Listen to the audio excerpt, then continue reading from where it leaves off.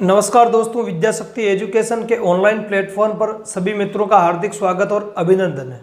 दोस्तों, आज अपन पढ़ेंगे ठोस, द्रव और गैस, जो तीनों अवस्थाएं होती है। इन तीनों ही अवस्थाओं में परिवर्तन है वो किस प्रकार से होता है, मतलब एक अवस्था को दूसरी अवस्था में किस प्रकार से परिवर्तित किया जा सकता है। तो अपन बात करें, यहाँ पर आपको डायग्राम दिया गया है, ठीक है। तो इस डायग्राम में पदार्थ की जो तीनों अवस्थाएं होती है, ठोस, द्रव और गैस, है ना।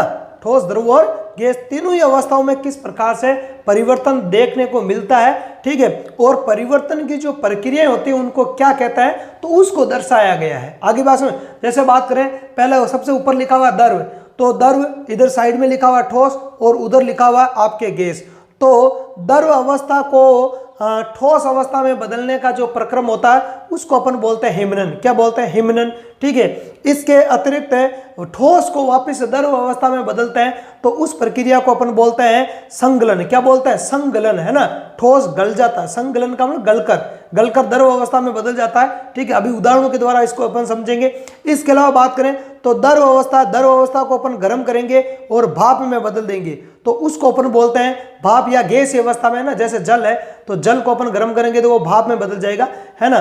बाकी वाले जो कुछ पदार्थ होते हैं, है ना, जिनको अपन द्रव अवस्था में होते हैं वो, तो उनको अपन गर्म करते हैं तो वो गैस अवस्था में परिवर्तित हो जाते हैं। उसको अपन क्या बोलते हैं? वाष्पीकरण की प्रक्रिया कहते हैं। क्या बोलते हैं? वाष्पीकरण की प्रक्रिया कहते हैं। और किसी गैस को ठंडा करके द्रव में बदलने की जो प्रक्रिया, उसको क्या कहा जाता है? उसको कहा जाता है संघनन की प्रक्रिया। क्या कहते हैं? संघनन की प्रक्रिया। और नीचे दे रखा कि कोई, जैसे मान लिया कि ठोस है और ठोस को सीधा अपन गैस में बदलते हैं, है ना, तो उस गुण को बोलता है ऊर्ध्वपातन। उस प्रक्रिया को क्या बोलेंगे? ऊर्ध्वपातन। या गैस को सीधा ही ठोस में बदलते हैं, है ना, तो उसको क्या बोलते हैं अपन? ऊर्ध्वपातन, मतलब बिना द्रव में बदल। तो इन सब के बारे में एक एक करके चर्चा करते हैं, ठीक है।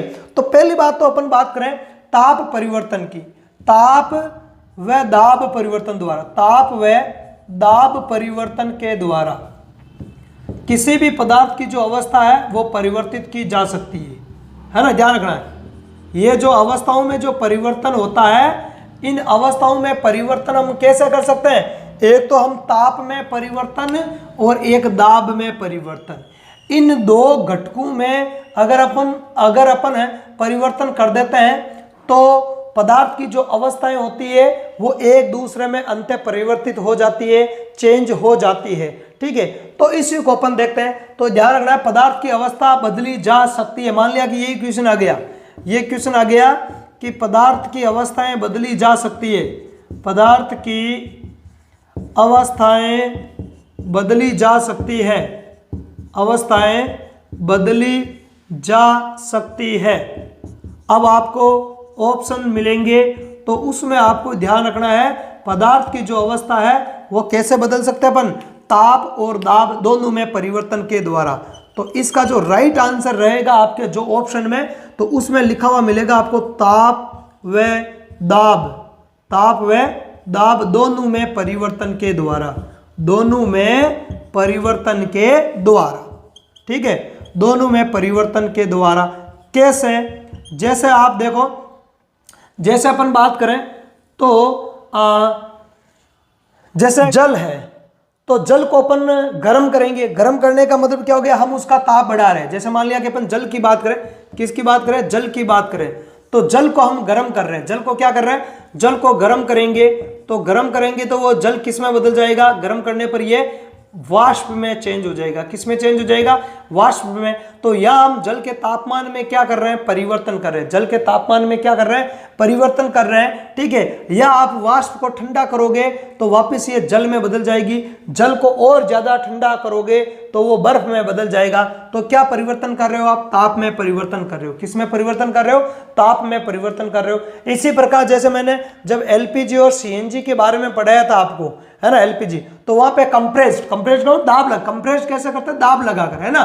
संपीड़न की जो प्रक्रिया मैंने आपको बताई थी तो उसमें बताया था कि कंप्रेस करना। कंप्रेस कैसे किया जाता है? दाब लगाकर। कैसे किया जाता है? दाब। तो जब किसी भी गैस है तो दाब लगाते हैं, तो दाब लगाने से वो है आपके द्रव अवस्था में बदल जाएगी। किसमें? द्रव।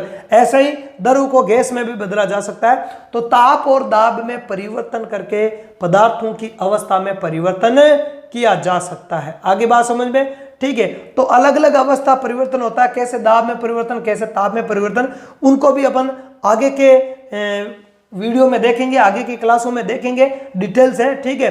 पर अभी अपन जो पढ़ेंगे वो पढ़ेंगे जो ठोस, हेडिंग दे रखी है, क्या हेडिंग है, ठोस, द्रव और गैस में अवस्था परिवर्तन। तो ठोस और द्रव गैस जो तीनों अवस्था है, इनमें अवस्था परिवर्तन कैसे होता है, तो इसको अपन देख रहे हैं। तो सबसे पहले आपके उस डायग्राम में लिखा हुआ द्रव है, क्या लिखा हुआ, ऊपर देखो द्रव लिखा हुआ, और द्रव से जो ठोस में बदलने की जो प्रक्रिया है उसको अपन क्या कहते हैं, उसको कहते हैं अपन है हिमनन, ठीक है। तो ये हिमनन क्या है, इसको अपन देख के देखो, एक एक क्रिया है, उसको अपन देखते हैं डिटेल से, ठीक है। तो सबसे पहले अपन देखते हैं हिमनन को, किसको देखते हैं, हिमनन, ठीक है। तो हिमनन किसको कहेंगे, या इसको अंग्रेजी में फ्रीजिंग बोल सकते हैं, क्या बोल सकते हैं, फ्रीजिंग बोल सकते हैं। तो हिमनन का मतलब क्या हुआ, कोई भी द्रव अवस्था में पदार्थ है ना, किसी द्रव पदार्थ को क्या करेंगे, ठंडा करेंगे, क्या करेंगे, ठंडा करेंगे, मतलब उसके ताप को घटाएंगे, ताप को क्या करेंगे, घटाएंगे, ताप कम करेंगे, ताप को क्या करेंगे, कम करेंगे, ताप को कम करेंगे मतलब ठंडा करेंगे। तो वो किस अवस्था में बदल जाएगा, ठोस अवस्था में बदल जाएगा, किस में बदल जाएगा, ठोस अवस्था में बदल जाएगा।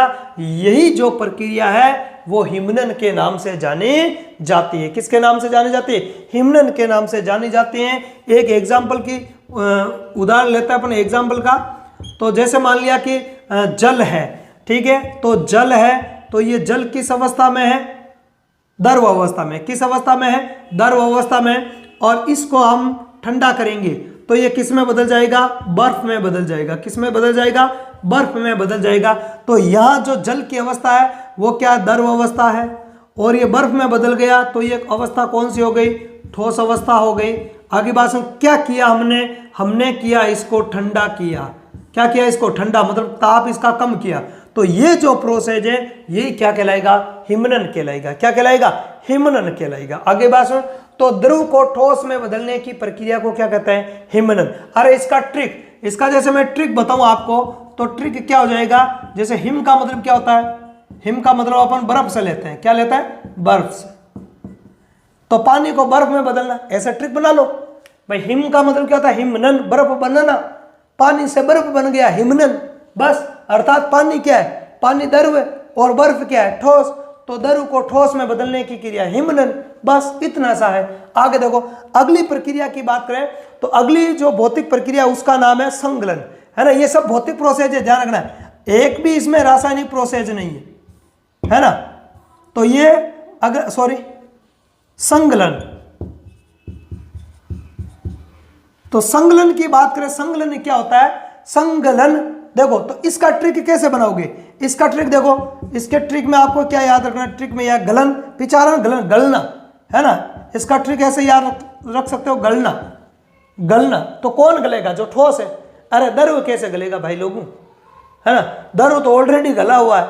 अब मैं कह दूं कि पानी को गालो, पानी को क्या गालना है भाई, जल को क्या गालना है, वो तो गला हुआ ऑलरेडी लिक्विड फॉर्म में है वो तो सॉलिड फॉर्म में जो अवस्था होती है, ठोस अवस्था जो होती है, उस अवस्था को क्या करते हैं, गर्म करेंगे, गर्म करेंगे तो वो द्रव अवस्था में बदल जाएगा, ठीक है। पहले अपन इसका एग्जांपल ले लेते हो, चलो पहले एग्जांपल ही ले लेते हैं। जैसे मान लिया कि बर्फ है, क्या है, बर्फ है। अब इस बर्फ को अपन गर्म करेंगे तो ये किस में चेंज हो जाएगा, ये द्रव अवस्था में, ये मतलब पानी में चेंज हो जाएगा, जल में चेंज हो जाएगा, किस में चेंज हो जाएगा, जल में चेंज हो जाएगा। तो यहाँ पे बर्फ किस अवस्था में है, ठोस अवस्था में है। हमने इसको गला दिया, गलाने के लिए क्या करेंगे, इसका गर्म करेंगे, उसको ताप देंगे, इसको गर्म करेंगे तो ये किस अवस्था में आ गया, द्रव अवस्था में आ गया। तो किसी भी ठोस अवस्था को द्रव अवस्था में बदलते हैं तो उस प्रक्रिया को क्या बोलते हैं, संगलन, ठीक है। गलना, ट्रिक से याद रखो, तो गलना, बर्फ का गलना और जल में बदलना क्या हो गया, संगलन हो गया। तो गालने के लिए क्या करेंगे, गर्म करेंगे, क्या करेंगे, गर्म करेंगे। और इधर द्रव को किस में बदल रहे हैं, ठोस में बदल रहे हैं, तो क्या करेंगे, ठंडा करेंगे, ठंडा करेंगे तो वो बर्फ में बदल जाएगा, जल है बर्फ में बदल जाएगा तो क्या हो जाएगा, हिमनन। तो ऐसे सभी बदल, ये एक उदाहरण ले रहा हूं मैं, जल अपने पास में होता है। सबसे जनरल साइंस को समझने के लिए, सबसे सरल, इस पॉइंट को समझने के लिए सबसे सरल उदाहरण है जल। आई बात समझ, क्योंकि जो अदर सब्जेक्ट के जो विद्यार्थी है, ठीक है, मेरे दोस्त है, तो उनके लिए फिर मैं कोई प्रॉपर साइंस का उदाहरण लूंगा तो थोड़ा सा मुश्किल हो जाएगा। वैसे ये भौतिक प्रोसेस है तो जल के द्वारा समझना अच्छा है। अपने को तो ट्रिक याद रखना है, क्योंकि कई बार ये पूछे जाते हैं, है ना, पूछ लिया जाता है कि ठोस से द्रव में बदलने की प्रक्रिया निम्न में से क्या कहलाती है। फिर संगलन, ऊर्ध्वपातन, वाष्पीकरण, वहां पे विधियों के नाम दे दिए जाता है और फिर अपने को सटीक से याद नहीं होता है, ठीक है, तो फिर वहां कंफ्यूज हो जाता है। तो सटीक से याद रखने के लिए हमारे पास में कोई ट्रिक होना चाहिए, ठीक है। तो इसलिए मैं जल का उदाहरण दे रहा हूं, तो क्योंकि ये इजी है। आगे बात में इजी है तो इजी उदाहरण है वो सही रहता है, ठीक है। आगे बात करें, आगे देखो तो दो प्रोसेस हो गए। कितने प्रोसेस हो गए? दो प्रोसेस। एक तो हो गया हिमनन और एक क्या हो गया? संगलन हो गया। आगे देखते हैं, आगे देखो, आगे उस डायग्राम के अंदर दे रखा आपके द्रव से जो गैस में बदलने की जो क्रिया उसको अपन वाष्पीकरण कहते हैं। क्या कहते हैं? उसको वाष्पीकरण कहते हैं। और वापस गैस को द्रव अवस्था में, है ना, गैस को द्रव अवस्था में बदलना है तो उसको अपन बोलते हैं संघनन की प्रक्रिया। तो द्रव गैस और गैस का द्रव में रूपांतरण है वो किस प्रकार से होता है उसको अपन देखते हैं। तो अपन देखते हैं वाष्पीकरण के बारे में। तीसरा अपन देखते हैं वाष्पीकरण के बारे में। तो वाष्पीकरण क्या होता है उसको देखो।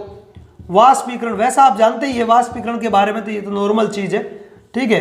तो वाष्पीकरण में क्या होगा? कोई जो पदार्थ है वो द्रव अवस्था में, किस अवस्था में? द्रव अवस्था में, और उस पदार्थ को अपन गर्म करेंगे तो वो किस में बदल जाएगा?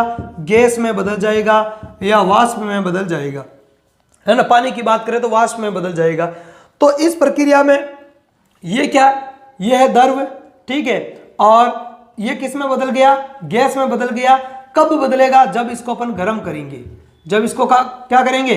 गर्म करेंगे तो ये किस में बदल जाएगा? वाष्प में बदल जाएगा या गैस में बदल जाएगा। तो यही क्रिया वाष्पीकरण कहलाएगी। एग्जाम्पल की अपन बात करें तो जैसे मान लिया कि एक एग्जाम्पल लेता है अपन, वही जल का ही अपन उदाहरण लेंगे, ठीक है। तो जल के उदाहरण की अपन बात करें तो जैसे मान लिया कि ये है द्रव। क्या है? द्रव। तो एक उदाहरण ले लेता है अपन जल का। किसका ले लेता है? जल का। तो जल है तो जल को अपन क्या करेंगे? जल को अपन करेंगे गरम करेंगे। गरम करेंगे तो वो किस में बदल जाएगा? वाष्प में बदल जाएगा, या जिसको अपन क्या कहते हैं? भाप कहते हैं। क्या कहते हैं? भाप कहते हैं। तो यही प्रक्रिया क्या कहलाएगी? आपके वाष्पीकरण। तो जल यहाँ किस अवस्था में है? जल यहाँ द्रव अवस्था में है और वाष्प क्या हो गई? ये गैस हो गई। ये क्या हो गई? ये हो गई गैस, ठीक है। तो यही क्रिया हमने क्या किया? इसको गर्म किया। हमने क्या किया? गर्म किया। तो यही क्रिया क्या कहलाएगी? अपने वाष्पीकरण कहलाएगी। क्या कहलाएगी? वाष्पीकरण कहलाएगी, ठीक है। आगे बात समझ में। अगला आगे देखते हैं अपन। आगे देखो, आगे नीचे, आगे अपन देखते हैं संघनन को। किसको देखते हैं? संघनन को। तो संघनन में क्या होता है? संघनन, संघनन, संघनन इसकी उल्टी होगी। संघनन क्या होगी? संघनन इसकी उल्टी होगी। देखो, हिमनन, हिमनन का उल्टा हो जाएगा संघनन। हिमनन का उल्टा क्या हो जाएगा? संघनन हो जाएगा। हिमनन किसको कहते हैं? हिमनन कहते हैं द्रव को ठोस में बदलना, हिमनन। तो ठोस को द्रव में बदलना क्या हो जाएगा? संगलन हो जाएगा। और ऊर्ध्वपातन, ये वाष्पीकरण किसको कहते हैं? वाष्पीकरण कहते हैं द्रव को गैस में बदलना, क्या कहलाएगा? वाष्पीकरण कहलाएगा। तो गैस को वापस द्रव में बदलना क्या कहलाएगा? संघनन कहलाएगा। क्या कहलाएगा? संघनन कहलाएगा। जैसे अपन उदाहरण की बात करें, या पहले लिख लेते हैं इसको। जैसे गैस है तो गैस को हमने ठंडा किया और ये किस अवस्था में बदल गई? द्रव अवस्था में बदल गई। तो हमने यहाँ पर क्या किया? हमने इसको यहाँ पर ठंडा किया। क्या किया? हमने ठंडा किया। तो ये किस में बदल गई? द्रव अवस्था में बदल गई। एग्जाम्पल की बात करें ना, पानी की वाष्प है तो वाष्प क्या है? द्रव गैस अवस्था में है, और इसको हम क्या करेंगे? ठंडा करेंगे तो ये वापस किस में चेंज हो जाएगा? जल में चेंज हो जाएगा। तो जल क्या है? द्रव अवस्था में है, और वाष्प क्या है? गैस अवस्था में है। तो हमने क्या किया? इसको हमने इसको किया ठंडा। तो इस प्रकार वाष्प या जो गैस होती है उसको अपन द्रव में बदलते हैं, तो वही प्रक्रिया क्या कहलाती है? संघनन के नाम से जानी जाती है। किसके नाम से जानी जाती है? संघनन के नाम से जानी जाती है। आगे अपन देखें। अब देखो नीचे, नीचे आपको दे रखा है डायग्राम के अंदर ठोस को गैस में और गैस को ठोस में बदलना। दोनों ही प्रक्रियाओं को ऊर्ध्वपातन के नाम से जानते हैं। हालांकि ऐसे पदार्थ बहुत ही कम होते हैं जो डायरेक्ट आपके, है ना, जो डायरेक्ट आप किसी ठोस को गर्म करोगे तो वो गैस में बदल जाएगा, या गैस को आप ठंडा करोगे द्रव अवस्था में बदले बिना वो ठोस अवस्था में बदल जाएगी। तो ऐसे उदाहरण बहुत ही कम है। अभी मैं कुछ उदाहरण आपको बताऊंगा, ठीक है। तो उस प्रक्रिया को अपन कहते हैं ऊर्ध्वपातन। क्या बोलता है? ऊर्ध्वपातन कहता है। तो देखते हैं ऊर्ध्वपातन को। तो ऊर्ध्वपातन के बारे में अपन देखते हैं। देखो ऊर्ध्वपातन, ठीक है, ऊर्ध्वपातन, कई लोग इसको ऊर्ध्वपातन भी बोलते हैं, ठीक है, पर ये ऊर्ध्वपातन है एक्चुअल में, क्योंकि आधा दे तो रे को पहले पढ़ेंगे, ऊर्ध्वपातन इसको पढ़ेंगे अपन, ठीक है। तो ऊर्ध्वपातन में क्या होता है, अभी आपको मैंने बताया था कि ऊर्ध्वपातन में क्या किया जाता है, कोई जो ठोस पदार्थ होता है और किसी ठोस पदार्थ को हम क्या करते हैं, गर्म करते हैं। क्या करते हैं? गर्म करते हैं। तो वो बिना द्रव अवस्था में बदले, ध्यान रखना, द्रव अवस्था में नहीं बदलेगा, बिना द्रव, है ना, बिना द्रव में बदले, बिना द्रव में बदले, ध्यान रखना ये ट्रिक, बिना द्रव में बदले सीधे वो किस में बदल जाएगा, गैस में बदल जाएगा, ठीक है। तो उस प्रक्रिया को अपन ऊर्ध्वपातन कहते हैं, और पदार्थों का ये जो गुण है वो कहलाता है ऊर्ध्वपातन। क्या कहलाएगा? ऊर्ध्वपातन। पदार्थों के पृथक्करण की जब विधियां पढ़ेंगे तो मैं उसमें आपको डिटेल से बताऊंगा। ऊर्ध्वपातन है, कीप पृथक्करण विधि है ना, निस्यंदन विधि है, प्रभाजी आसवन है, आसवन है। ये जब पदार्थों के पृथक्करण की या मिश्रण के पृथक्करण की जब हम विधियां पढ़ेंगे तो उन विधियों में मैं आपको इन चीजों को डिटेल से बताऊंगा, ठीक है। अभी अपन देख रहे हैं, जितना अपन को अवस्था परिवर्तन के हिसाब से देखना है तो उसको मैं बता देता हूं। तो ठोस को जब अपन क्या करते हैं, गर्म करते हैं, ठोस पदार्थ को जब हम गर्म करते हैं तो वो बिना द्रव में बदले सीधे किस में बदल जाता है, गैस अवस्था में बदल जाता है, या गैसीय अवस्था में बदल जाता है। इसी गुण को अपन क्या बोलते हैं, ऊर्ध्वपातन का गुण, और ये जो प्रक्रिया वो कहलाते ऊर्ध्वपातन के नाम से जानी जाती है। अब इसका रिवर्स भी होता है। इसका क्या होता है? इसका रिवर्स भी होता है। यदि आप गैस है और गैस को आप क्या कर रहे हो, ठंडा कर रहे हो, क्या कर रहे हो, ठंडा, तो वो बिना द्रव अवस्था में बदले, बिना द्रव अवस्था में बदले सीधी किस में बदल जाएगी, ठोस अवस्था में बदल जाएगी। किस में बदल जाएगी? ठोस अवस्था में बदल जाएगी। कब आप इसको क्या करोगे, ठंडा करोगे।